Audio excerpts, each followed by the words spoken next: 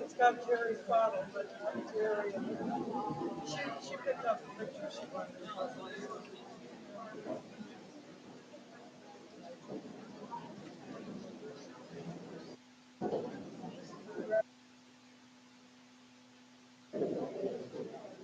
Oh, well, it could be my ears. Could have been scratching against my shirt or something.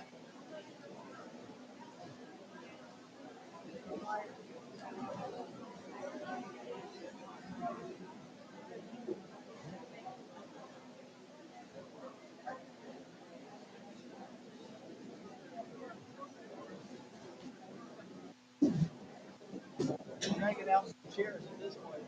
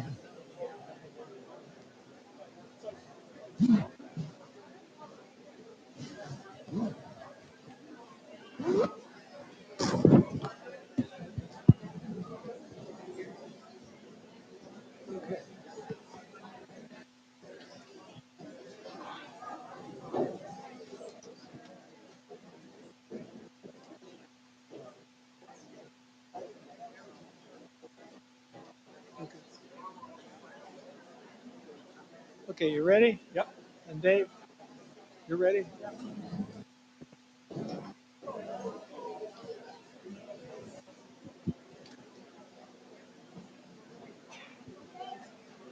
Good evening and welcome to Keese School.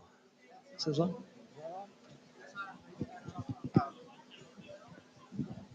Louder. Good evening and welcome to Keese School.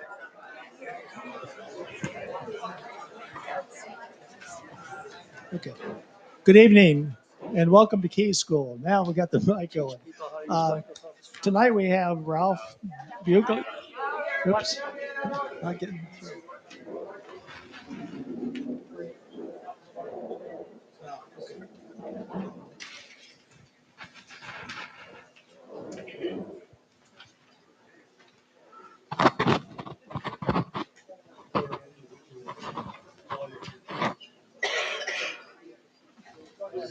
Test.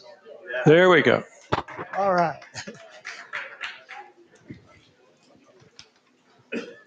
Good evening and welcome to Keese School. Tonight we have Ralph Buckley, who's going to talk about off the beaten path places in Montgomery County. His countdown will include highlights of lesser known spots in Montgomery County that include historical sites, beautiful sites, um, and famous residents, as well as famous architectures. He speaks for the Montgomery County Historical Society events and teaches at Johns Hopkins, Montgomery College, University. He's very busy. And he has previously taught at Keese School on the C&O Canal. So let's welcome Ralph.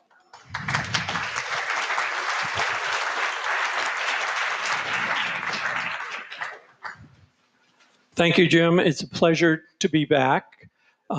And as Jim said, we're going to be going virtually, of course, all around Montgomery County to lesser known spots of interest, mostly, as he said, spots having historical significance or inviting nature spots, places that are superlative, remarkable, unusual, or maybe downright weird. And I've put this together in the form of a top 10 countdown, but it's not really a ranking. One isn't necessarily better than the other. You'll see that we pretty much easily transition from one place to another. And as I count them down, we move to places that I think are of wider interest or more accessible, or perhaps having a bit more a bit more of greater importance. And many of these numbers, actually 1 through 10, are in a way categories. So I can squeeze in as many spots as possible. We're lucky here in Montgomery County to have a lot of wonderful places that are worth knowing about and worth mentioning. Now, I hope you got a handout on your way in. It has either the websites for most of the places that I'll talk about or the actual addresses. I will mention some private homes, and so of course they are private, but you can drive by in most cases. I usually don't give out the handout until the end, but you're such a large crowd that didn't seem like it would be really logistically possible. Didn't seem like it would be logistically possible. So you got sort of a preview of some of the spots. And in fact, now that you know them, you could all go home. So on this gorgeous fall day with the leaves turning outside, turning colors, I'm going to start with some special trees. So counting down from number 10, did you know that the biggest tree in Maryland is right here in Montgomery County? Now, I hope we have some longtime Maryland residents. And the biggest tree for most of our lives in Maryland was Wye Oak on the Eastern Shore. But that, of course, went down in a windstorm, more than 2 decades ago now. So it turns out the largest tree is a sycamore tree. Those sycamores have the gorgeous white bark further up. They have actually shed their bark further up on the tree. Absolutely gorgeous in the winter when the leaves are off the trees and you see the white against a deep blue sky. Well, this tree is 8 feet in diameter, and you can get a sense of that because standing next to it is Joe Howard. He's a retired elementary school principal, but these days he's the volunteer coordinator of what's called the Champion Tree Program. And it goes from the county level to the state level, all the way up to the national level. And trees are measured basically for their width, and their height, and then their spread. And they get a numerical number, and this one is the tree in Maryland that has the biggest numerical number, also the state champion sycamore tree. It's in a Montgomery County park, Dickerson Conservation Park, way out on the western edge of Montgomery County. It's between the C&O Canal, Chesapeake and Ohio Canal, that, as Jim mentioned, I spoke about last time, between the canal and the Potomac River. You start down a path toward the Potomac River, you turn right, and actually there are a whole row of large sycamore trees because sycamores are a water-loving plant. But you'll know which one is the champion because there's so many people standing around admiring it. Actually, it's getting more and more inaccessible. I was out there just last week. Other smaller trees have fallen down. It's right next to the Potomac. It's rather muddy at times. There are the GPS coordinates. So if you have tech-savvy grandkids and you yourselves are rather intrepid, you could find it. But as I say, it's getting more and more difficult.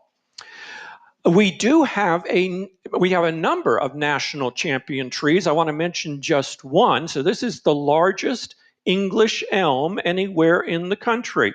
and it's along Goshen Road. It's in its own little park, the Goshen Elm Park it's called, but it's actually an English elm tree. And Joe Howard has had visitors from England. Of course, this tree is native to England, and this tree is actually larger than any English elm in England. And so Joe says this is really an international champion. Of course, the program doesn't formally go to that level. Not a champion tree, but this is our moon tree, a loblolly pine tree. Moon tree because it's grown from seeds that were taken aboard an early moon landing space flight, 1971, remember? So it's over 50 years old now. It's on the grounds of the old Grosvenor Mansion, which today is a headquarters for a cancer support group. And if you're inclined, you can drive right on the property there and take a look at it. An evergreen tree, two other evergreens I want to mention. They are county champions, a Chinese fir tree and a deodar cedar. They are both on the grounds of a marvelous park, again, a Montgomery County park, McCrillis Gardens. This is sort of between Bethesda and Potomac. It's the former estate of an agriculture department official who traveled the world and came back with some plants that he planted on his grounds. A number of flowering azaleas, gorgeous spot to just stroll around in the springtime. As the website says, it's reminiscent of a secret garden hidden in the heart of Bethesda, well, the heart of a Bethesda residential neighborhood. So I would say that that counts as off the beaten path. If azaleas are your thing, you should check out the Brighton Dam Azalea Garden come springtime.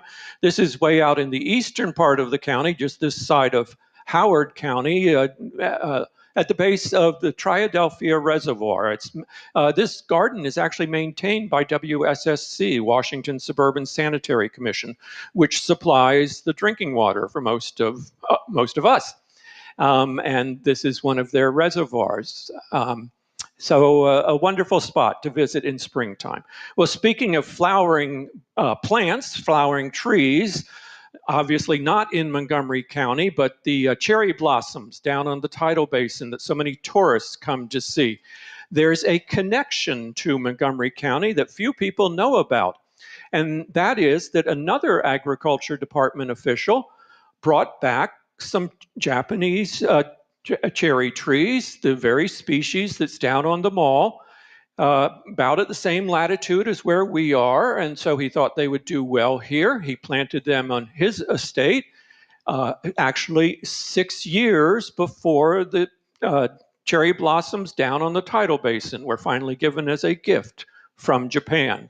The experiment showing that they would survive here. Today, his property is the outdoor nursery school. So a lot of nursery school kids get to enjoy these now over 100-year-old cherry trees, and that's well beyond the lifespan of cherry trees. So you can't see them obviously Monday through Friday when nursery school is going on, but maybe weekends if the gate is open, you also could take a look. Moving on to number 9, different. It's this house, which still stands on Georgia Avenue, just a little south of Wheaton, because of who lived there. Early 20th century, the inventor Charles Francis Jenkins. He was an early pioneer with television.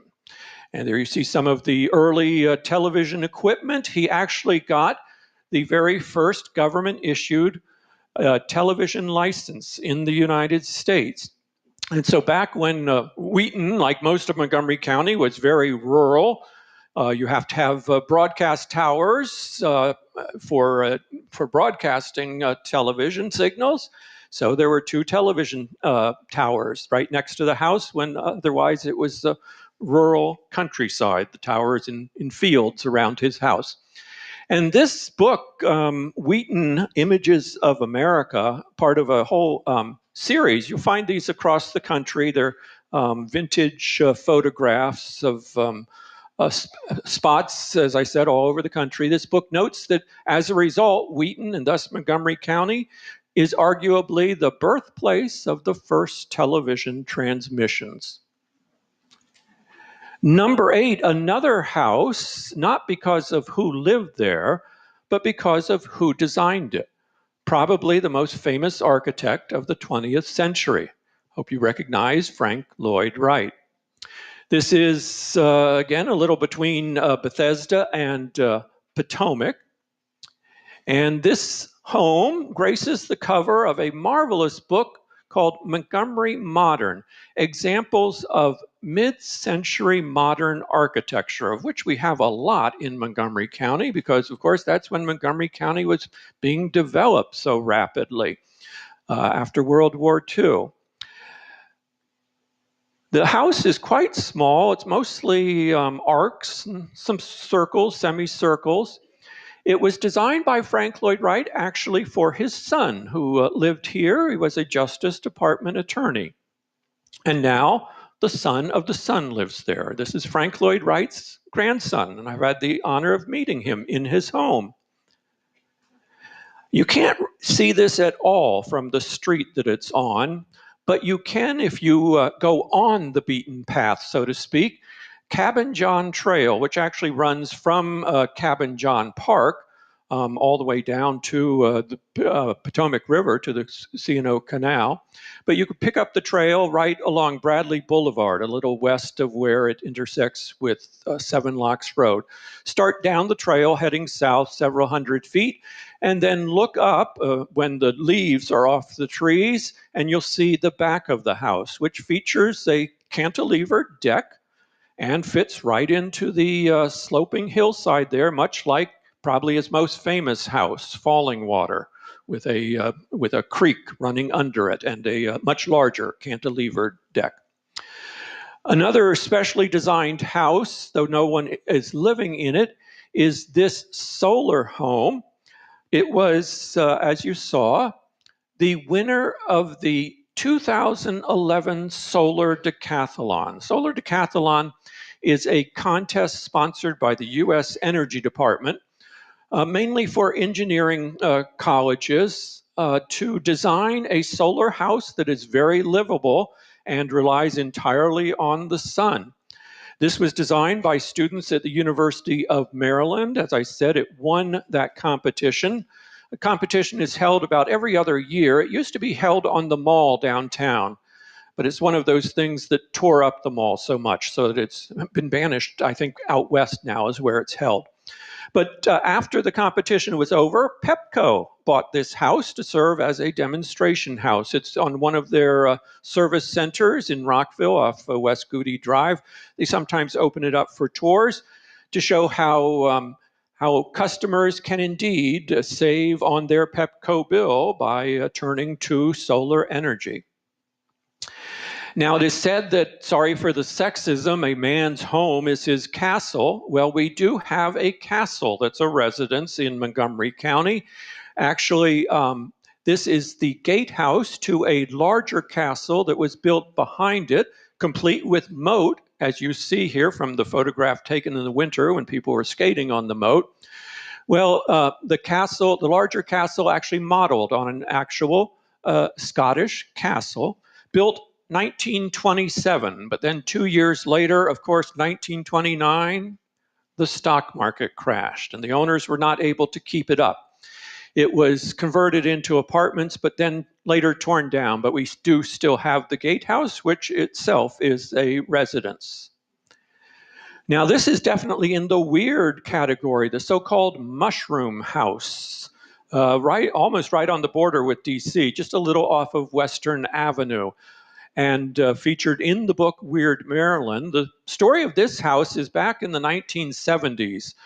The owners, well, the 1970s, that was the energy crisis, and people were insulating their homes with polyurethane foam. This is actually polyurethane foam on the outside. They had sort of a whimsical streak, and they were adding on to the house, asked the contractor, oh, put them a little more here, pull this out a little bit, and the name took in the neighborhood, Mushroom House.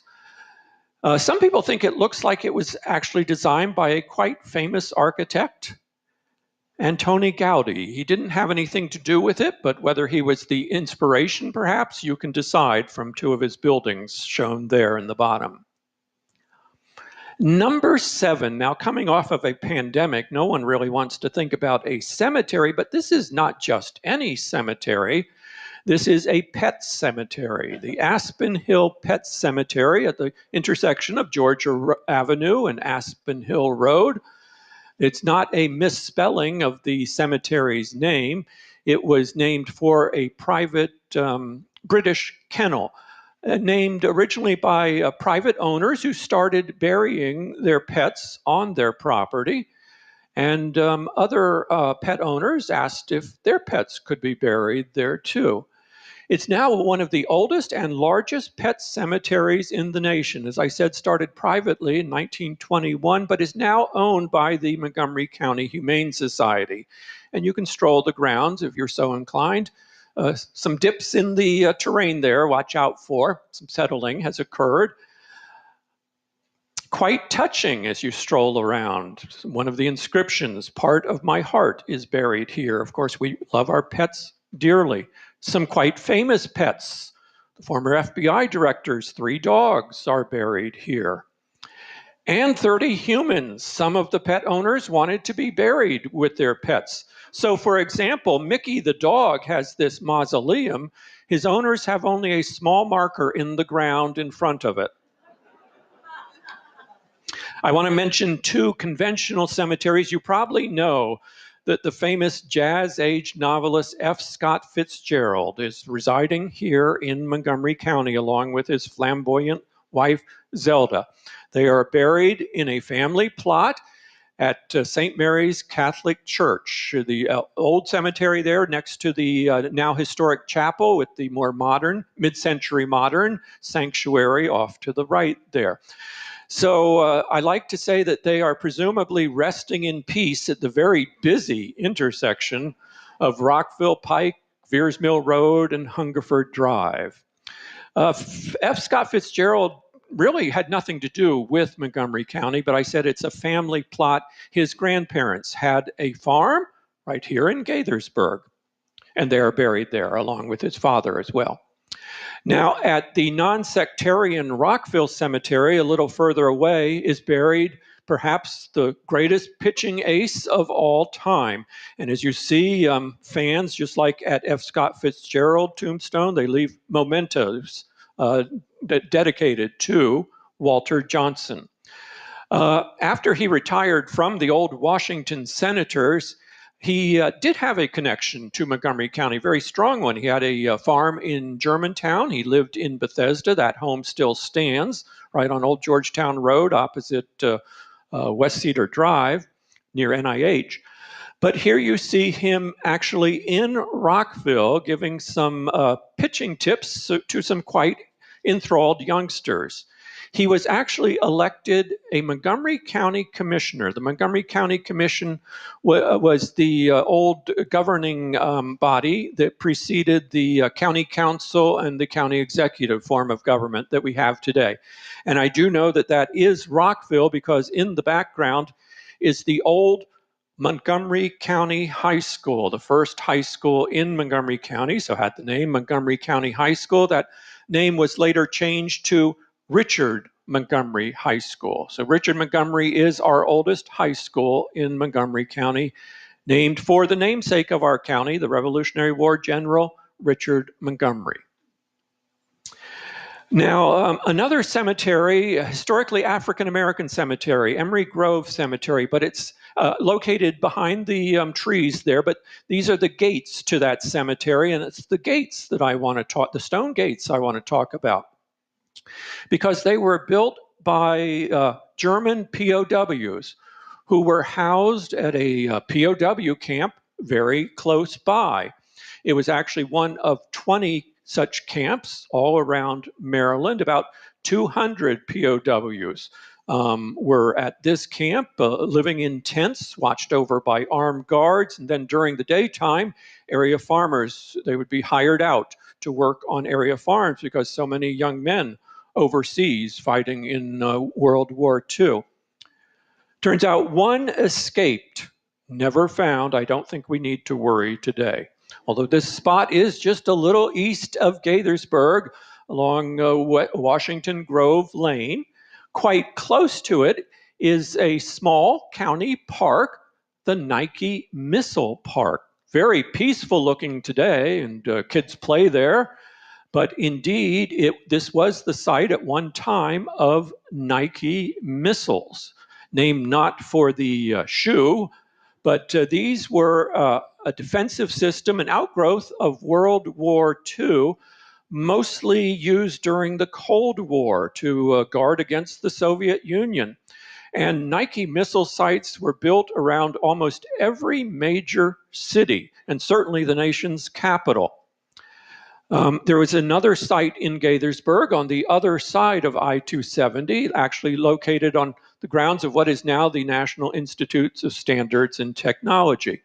But behind the fence there, some buildings, though, still exist. Well, I think still exist. The government recently declared this surplus property and auctioned it off. You missed your chance to own a bit of history, although I think maybe there might be toxic waste issues involved. In any event, it was bought by who else? A developer, and it's going to become a townhouse community. But someone sent me this photograph after I gave this talk many months ago, and that is NIST, the NIST building in the background, National Institute of Standards and Technology, and they said that those were nuclear warheads on those missiles. So all of these I put as number 6, sort of a category, local reminders of World War II. I want to mention a few other wars in connection with this category. The Civil War is why we have a marvelous park, Blockhouse Point Park. It's a little west of Potomac, Outriver Road, and you get a great view of it's on a cliff above the Potomac. What you're looking at is the Potomac River, and then that little strip of land is the C&O Canal towpath, all that separates it from the Potomac at that point. Well, high up there, so it was used during the Civil War as a lookout spot, and a blockhouse was built there, just a little earthen fort, observation point, for the Union forces to keep tabs on what those pesky Confederates were doing across the Potomac River in Virginia. A little further up River Road, there is just a little residential road called Signal Tree Lane. What is that all about? Well, during the Civil War also, high up in a big old chestnut tree was a signal tower the state-of-the-art communications at that time to relay signals from Sugarloaf Mountain on to Washington to the generals and the commander-in-chief, Abraham Lincoln. Now, I certainly would include Sugarloaf Mountain as one of those wonderful nature spots and worth a drive out there about this time of year as the trees are turning. But Sugarloaf Mountain is actually in Frederick County, though you do have to get to it from Montgomery County. And a different war is why the little village of Brookville in the eastern part of Montgomery County calls itself the U.S. capital for a day. That's because during the War of 1812, when the British burned Washington and the White House, the then president, James Madison, had to flee. And he came out after 2 nights on the run in Virginia, crossed the Potomac on one of the many ferries that we once had. Now we only have White's Ferry, and it's still closed almost 4 years now. But anyway, James Madison spent 1 night in this house, still standing in Brookville, and owned by one of my colleagues on the Speakers Bureau for Montgomery History, the Historical Society. Oh, sometimes you'll hear that Madison, when he was on the run, carried the entire U.S. Treasury in a strongbox with him. That is a myth. It's one of those stories too good to be true. But probably the probably the whole US Treasury could fit in a strong box today because it's mostly IOUs. Number 5, falling down relics and ruins. What you're looking at is what's left of the Seneca Stone Cutting Mill. The mill itself was built of red Seneca sandstone, a very distinctive color, reddish brown, quarried very nearby. This is right along the C&O Canal, and then formed into building blocks at the cutting mill, and then those blocks floated down the canal into Washington. Probably the most famous building built with red Seneca sandstone is the Smithsonian Castle on the Mall. And designed by a quite famous architect, James Renwick. He actually thought it would be whitish in color, maybe limestone or granite. He actually put together a model of what he had in mind. It's on display in the castle, but unfortunately the castle is currently closed for renovations. But the Seneca quarry came in with the lowest bid, the closest quarry to the District of Columbia. And as you know, if you worked for the federal government, by and large, even today, the federal government goes with the lowest bid. And so it is this reddish brown color instead of what the architect had in mind. Also, this is what's left of Black Rock Mill. It's lost its roof, and the wooden mill wheel is only metal outline today. There are some of the working innards still there, and it's in a state park, and there are some signage to explain how a grist mill worked, grinding grain, corn, and other things into flour. This is a reminder that we had mills all over Montgomery County.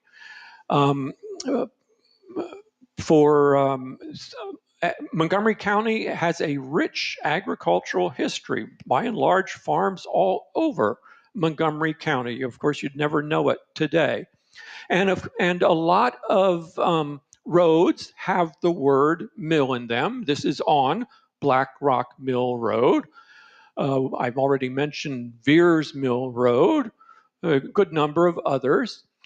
But I've underlined the E and the I there because that is how the Veers family spelled their name. They had French roots, V-E-I-R-S.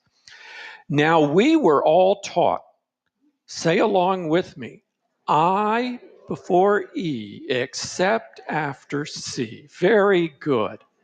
Well, you'll be glad to know that they are apparently still teaching that rule in the schools today because Veers Mill Elementary had to take liberty with the spelling. Actually, you'll see them spelled both ways, but the family did spell it V-E-I-R-S. This is all that's left of the Maryland gold mine. You see this when you start to drive down to Great Falls. Yes, there was gold in them thar hills and a mining operation there, the Maryland gold mine. The story of this is that, again, during the Civil War, the hills above Great Falls were another lookout point, and there was a Union soldier washing out some pots and pans. He happened to be from California, and he had been in the California gold rush. So he knew what gold looked like. He thought he saw something in the stream there where he was washing the pots and pans that looked like gold. So after the Civil War, he came back, bought up land in that area, and that set off something of a mini gold rush in Potomac. These are all sites of mines. So that is why Potomac is the wealthy community. Thank you. Sometimes I don't get laughs for that. People believe it. That's why, no, not really. Although there is this roadside sign in Potomac saying most gold found in Maryland came from the Potomac area. But again, this book, again in the series, Images of America, all of Montgomery County, marvelous book also. never yielded very much. The Maryland gold mine did produce some to sell to the U.S. Mint, but then the price of gold dropped and it wasn't a ongoing feasible operation. Well, the flip side of falling down relics and ruins are preservation success stories, of which we have, thankfully, a good number in Montgomery County. I think probably the best is National Park Seminary. This is a condo complex today. It started life in the late 1800s as a resort hotel. We actually had a good number of resort hotels in Montgomery County in the late 1800s because those city folks in the nation's capital wanted to flee the summer heat and come out to the cooler countryside. Of course, now these days we flee the suburban heat also. For most of its existence, this was a private girls' finishing school. And then, again, World War II, the U.S. Army took it over as an annex to Walter Reed Hospital as a site for convalescing servicemen who had been injured in the war. But then after the war, the Army pretty much abandoned it, and it fell into rack and ruin, but it has been nicely restored through a public-private partnership. You're looking at two homes there on the site today, the pagoda and the windmill. They were once sororities when it was the girls' finishing school. It has what I think is the most gorgeous interior spot anywhere in Montgomery County. 3+ stories, balconies there. Those were dorm rooms behind the balconies at one time. And beneath the windows there, slightly stained glass windows, gorgeous with the sun streaming in, those are statues lining that room. It was the ballroom when this was the girls' school, and it can be rented for meetings now. There are statues all over the grounds. Washingtonian Magazine, as you see, calls it a place that looks like a Mother Goose rhyme collided with the Gilded Age. They offer tours, and it's a fabulous tour. Still one coming up this year, the fourth Saturday in November. It's only $5 a person. I highly recommend it. And there's the website also on the list that you have as well. Now, speaking of statues, why is there a statue of a rooster in downtown Tacoma Park? Meet Roscoe the rooster, a stray rooster that wandered the streets there in the 1990s. He has been described as a free spirit, emblematic, shall we say, of the independent-minded community that Tacoma Park is. Tacoma Park, you know, is a nuclear-free zone, for example. Well, alas, Roscoe was hit by a car in 1999, but those independent-minded residents of Tacoma Park took up a collection to commemorate Roscoe with this bronze sculpture on Laurel Avenue. Now, Roscoe, I think, really belongs out in the agricultural reserve, which I put at number 3. It's the western and northernmost end of our county. It's acres and acres of open space intended to preserve our farming heritage.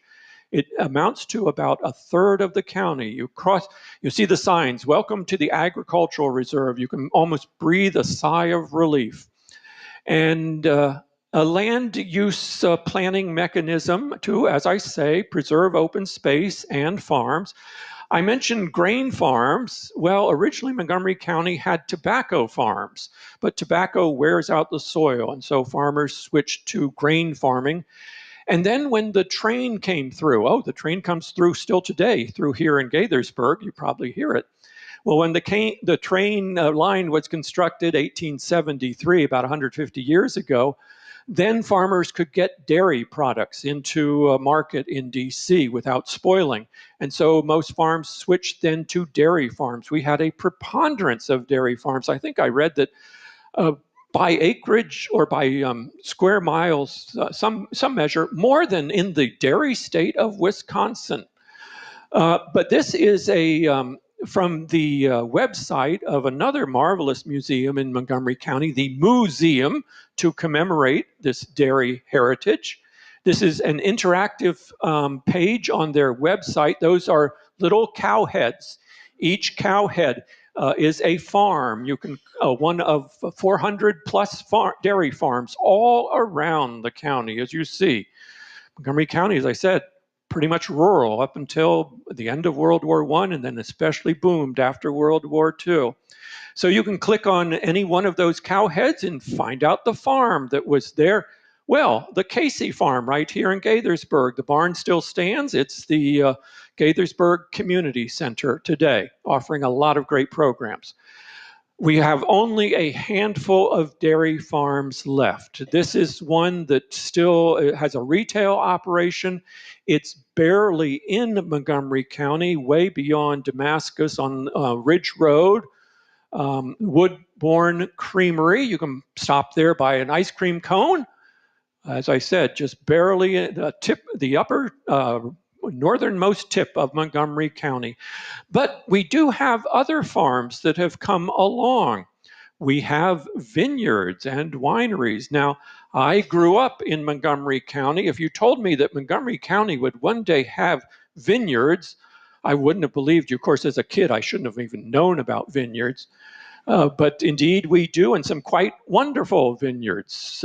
We have in the Ag Reserve animal rehabilitation farms of various kinds, and we have a good number of orchards. This is apple picking season, wonderful thing to do with grandkids. We even have a lavender farm out in the Ag Reserve. And this very special place, it's called Madison Fields. It's a large old farm, different purpose today. You drive in, you come over this hill, and you see this huge expanse in front of you, absolutely gorgeous. But today it provides therapeutic program for special needs and autistic individuals, working with the farm animals, very therapeutic. Now, if you're out in the Ag Reserve, you'll see brown road signs instead of the ubiquitous green ones down county here. This is a formal program to commemorate the old rural roads of Montgomery County. And maybe the best surviving example is West Old Baltimore Road. It still has a ford that you can drive through, though I don't recommend it after a heavy rainstorm. Now, Clopper Road, just out of Gaithersburg here, was once one of those rural roads, and two area songwriters returning from a family reunion were so taken with the rural beauty that they wrote a song. You all know, Take Me Home Country Roads, the official, well, John Denver heard the song, he changed it just a little bit, and it's now the official state song of West Virginia. Almost Heaven, West Virginia. But I contend it should be Almost Heaven, Montgomery County, Maryland. So all of those I put again as a category, reminders of rural Montgomery County. Number two, African American treasures that we have here, historical treasures that we have here in Montgomery County. Again, a big part of our history. Before the Civil War, 4 of every 10 residents in Montgomery County were African American. Of course, the vast majority held against their will. For transplants here, I have to say, Montgomery County, historically a southern state, south of the Mason-Dixon line. Slavery was sanctioned here, and that is allowed, and then largely segregation, Jim Crow practices after the Civil War into the 20th century.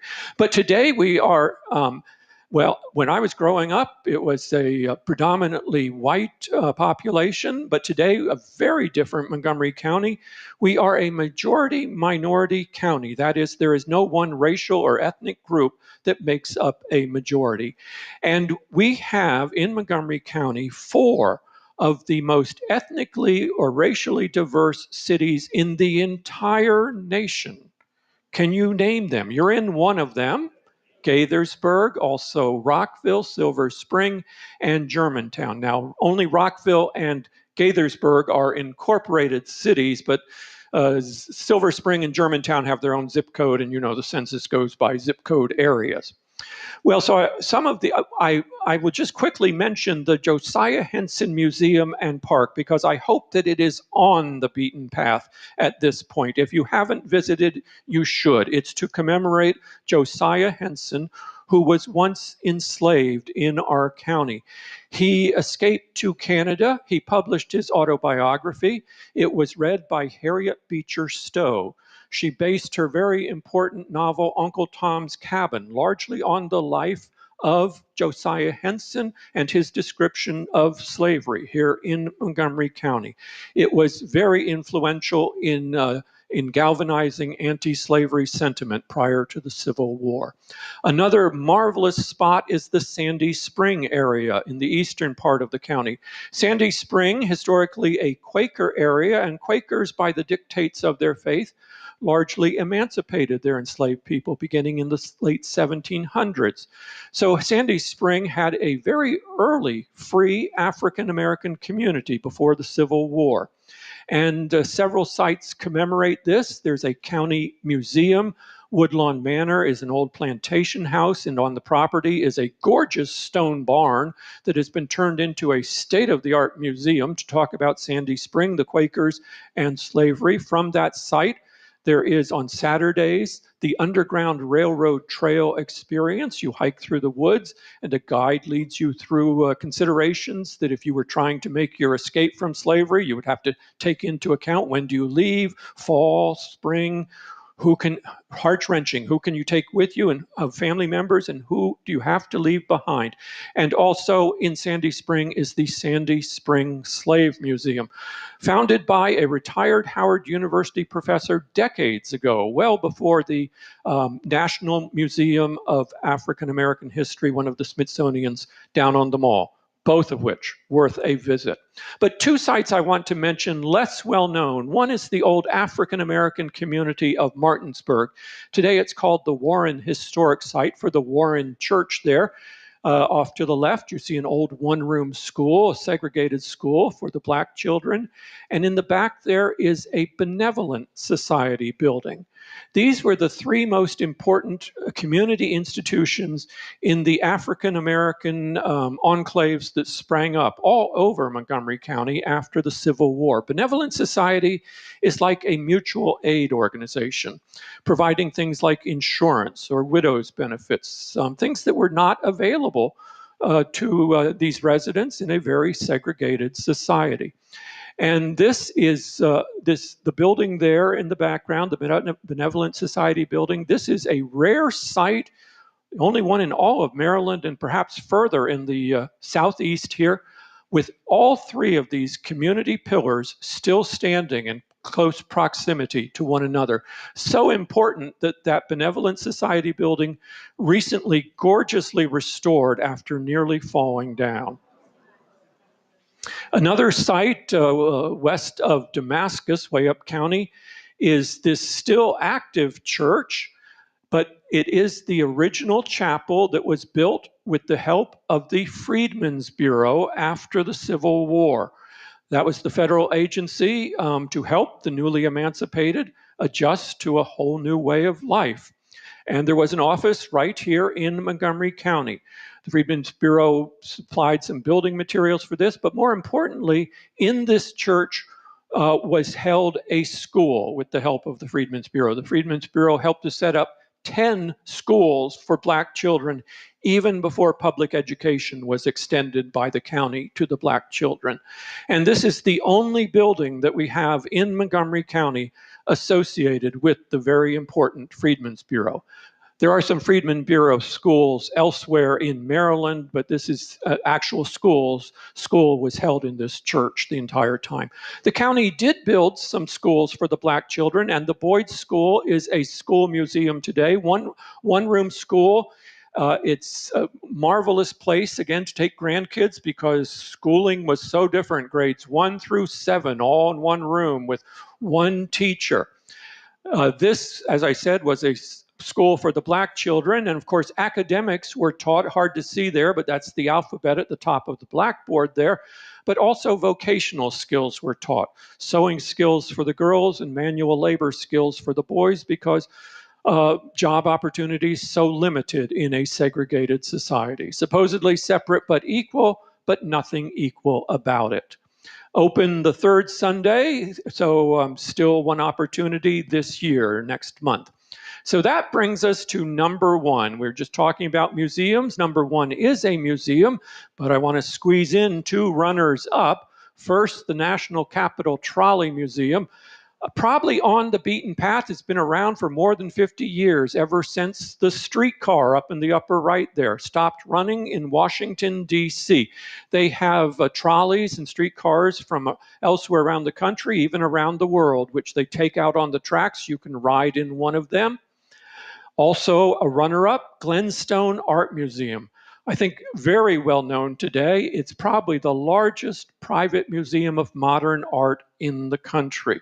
Modern art isn't everyone's cup of tea, but they have vast grounds. Outdoor art is every bit a part of the experience. You can spend an entire day strolling the grounds.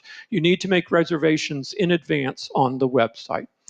So number one is a rather unusual museum, not just because of its shape, but it is a national museum right here in Montgomery County, a little north of Silver Spring, the National Museum of Health and Medicine. Well, a caution here, because what's on display are a lot of body parts. This museum was started by the US Army. It was actually on the mall with the Smithsonian's, but not a Smithsonian. Started by the Army during the Civil War because medicine not terribly advanced. And so the Army asked that unclaimed bodies be sent to Washington for a medical study. So a lot of body parts, but gets my number one because of one exhibit in particular, described as a little black mass, no bigger than the end of my finger, dull, motionless, and harmless, yet the cause of such mighty changes in the world's history as we may perhaps never realize. Quoting a doctor, the doctor who treated Abraham Lincoln when he was shot at Ford's Theater. And what's on display is the actual bullet that killed Abraham Lincoln. So that's my top 10, just a quick commercial break. Speaking here on behalf of Montgomery History. Usually every Tuesday, Montgomery History sponsors a Zoom talk about usually local history topics. I've given a number of them. Otherwise, they're very good. And you may want to get on their website, and you'll get one email a week announcing what the topic is for that Tuesday. I'm also very honored to be giving a talk this Saturday for a different organization that I'm also a volunteer for, Peerless Rockville, the historic organization for our county seat. And I'm going to be talking about a very early civil rights victory by Thurgood Marshall right here in Montgomery County involving the unequal salaries paid to the white and black teachers. And I say very honored because I'm going to be giving it in the actual courtroom where Thurgood Marshall appeared for this case. Peerlessrockville.org. You should make reservations if you're interested. So I mentioned National Museum of Health and Medicine, which is a national landmark. We also have one very close by here, the Gaithersburg International Latitude Observatory. Built late 1800s, not much of an observatory, frankly. The roof splits apart and then the telescope goes up. But it was one of 6 all around the globe, about at the same latitude, to make observations of the sky, weather conditions. There were 2 others in this country and 3 others around the world. Through observations and comparisons at all these observatories, it was discovered that the Earth wobbles on its axis. But even above a national landmark is a national monument, and we have 9 of them. And they are the oldest national monuments there are. Well, from your cheat sheet, you know that they are the boundary stones laid out every mile when Washington was carved out of both Maryland and Virginia. This is one of them, hard to see, but it says 1792 on one side. There's a line down the middle on the other side, Maryland on one side. And then jurisdiction of the United States hadn't even yet been named Washington District of Columbia.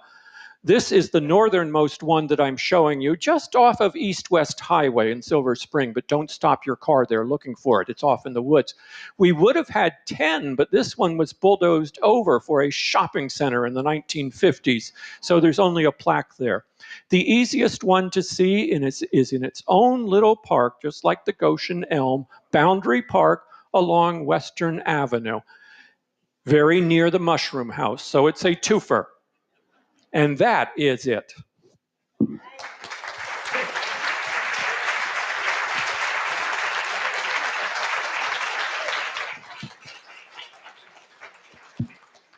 Okay, now's your chance. Is this on? Now's your chance to ask any questions. Raise your hands and we'll bring you a microphone. There's one back. And if there are not many questions, I can give you a quiz. You can quiz me.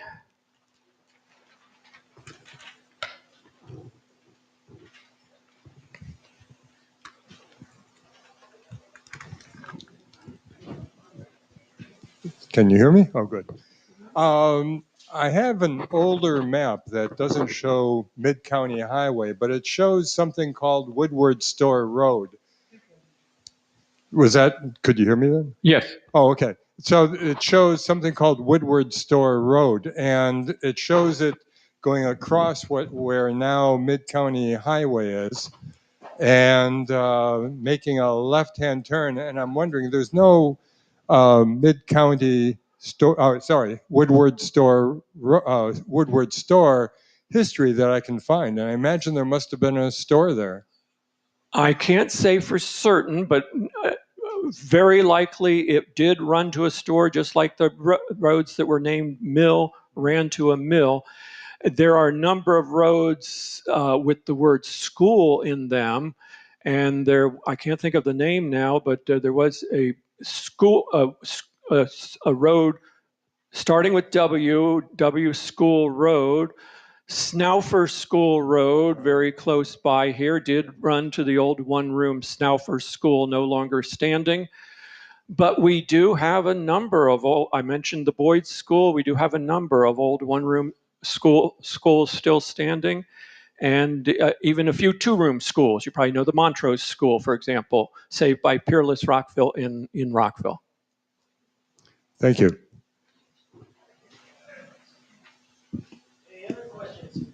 Why don't you ask your question, I'll repeat it. My question was about the National Museum of Health and whatever. Medicine. Is that restricted to all historical exhibits, or does it go to the present in terms of health and medicine? Good question. I don't know for sure, but the docents there, and I think since the pandemic, they've cut their hours. I think it's something like Thursday through Sunday. Do check the website before you head out to any of these places. But the docents there are retired physicians. And even though I said, a lot of body parts on display, the docents, if you get a tour with a retired physician, they make it very meaningful. In the back.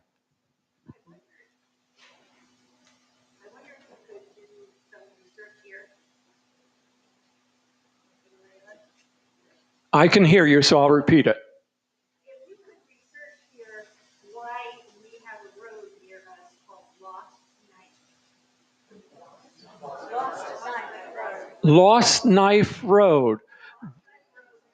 That's an intriguing one. I don't know, but I usually learn from my audience or get tips, and so thank you. Lost Knife Road. Good question. You've stumped me. Okay, there's another. There in the 60s or 70s. I want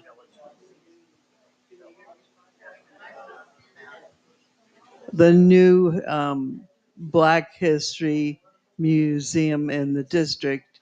They have recreated a house that they found in Potomac that was it has all kinds of Yes, a little beyond Potomac, actually in Poolesville. This is a log cabin that's on display in the Smithsonian Museum of African American History and Culture. if I remember, two-story log cabin built. When I said so many of the African American enclaves formed after the Civil War, it dates to the Reconstruction period after the Civil War. It was going to be torn down about when the museum was being developed, and the museum said, they were asked if they wanted it. They said yes, indeed, and it's been described as the most visited African American house in the country. From Montgomery, it's actually from the old African American community called Jonesville, for the founding family, the Jones family. It still exists today. Other questions? Oh, you got one.